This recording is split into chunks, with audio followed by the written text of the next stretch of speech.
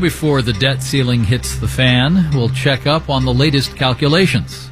Marketplace Morning Report is supported by Amazon Business, helping provide a smarter, easier way to get the supplies businesses need to thrive. Amazon Business, your partner for smart business buying. I'm David Brancaccio. A half world away at a meeting of Group of 7 finance ministers in Japan, Treasury Secretary Janet Yellen today issued fresh warnings about crashing into the debt ceiling, saying a U.S. government default could undermine the global economy. Her remarks come as a new report from the financial research firm Moody's Analytics warns that the economic damage could rival that of the Great Recession, with millions of job losses. Marketplace's Nova Safo is here with more. Yeah, David, we've heard a lot of comparisons of the debt ceiling standoff with a similar impasse in 2011 when the nation's credit rating took a hit. But Moody's points further back. It's drawing comparisons to 2008 when Congress initially failed to pass the Troubled Assets Relief Program. And that led to a plunging stock market, spiking interest rates, and a freeze-up in credit markets, which keep the economy moving. And then Congress reversed itself days later. Now, as for today, Moody's predicts even a short-term default would cause similar damage, 1.5 million jobs lost, a long-term increase in borrowing costs throughout the economy. And in the case of a prolonged default, which seems unthinkable, Moody's says we'd lose as many as 8 million jobs and we'd have another Great Recession. Another Great Recession. President Biden is scheduled to meet again with congressional leaders tomorrow. You see any indications the sides maybe are closer? Well, frankly, no.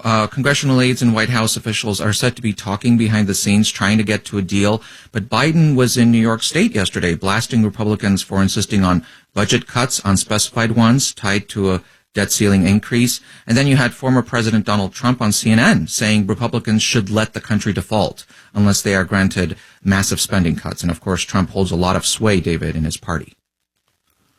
Nova Safo, thank you.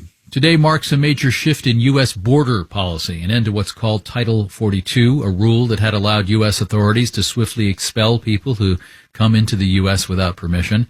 It was put into place to beef up borders during high COVID, but it's not the only way the pandemic has shaped recent migration flows. Marketplace's Elizabeth Troval has more on how the post-pandemic economy is contributing to higher numbers of people coming into the U.S. Whether people are leaving their countries for political, safety, or economic reasons, what makes them come to the United States is largely economic. The World Bank Group's Dilla Bratha.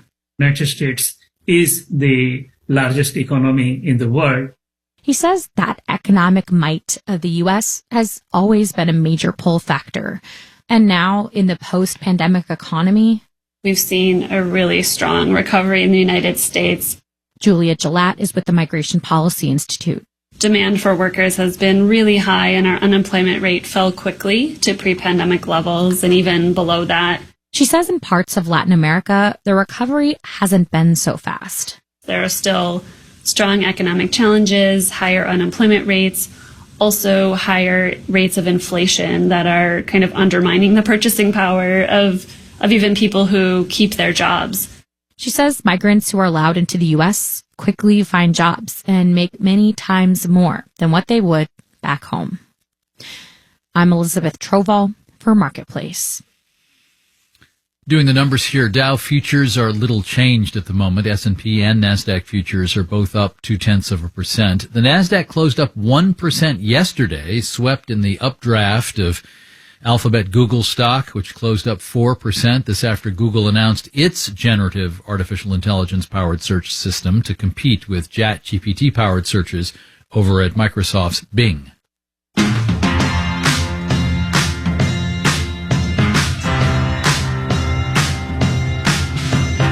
Marketplace Morning Report is supported by Charles Schwab. The people at Schwab are passionate about helping investors. It's part of who they are. Learn more at schwab.com/whyschwab. And by Palo Alto Networks. Palo Alto Networks delivers what's next in cybersecurity innovation to protect today's digital way of life. Learn more at paloaltonetworks.com. A new U.S. guideline recommends women with average risk factors should get regular mammograms starting at 40 rather than 50.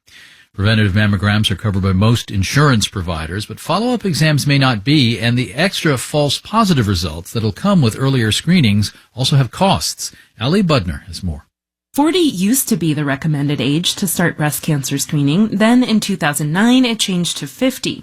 Now it's 40 again. My doctor recommended it to me at 40. So this change was a little bit surprising because I thought it was already at 40.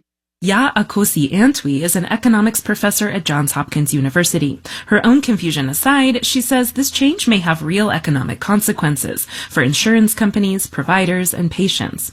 The Affordable Care Act requires insurers, including Medicare and Medicaid, to pay for preventative mammograms. What this means is that perhaps insurance companies would pass it on to consumers in terms of higher premiums. Or they might just absorb it, says health economist Jason Shafran with FTI Consulting. If you detect people with breast cancer earlier, the cost of treating people at early stage breast cancer compared to later is much cheaper.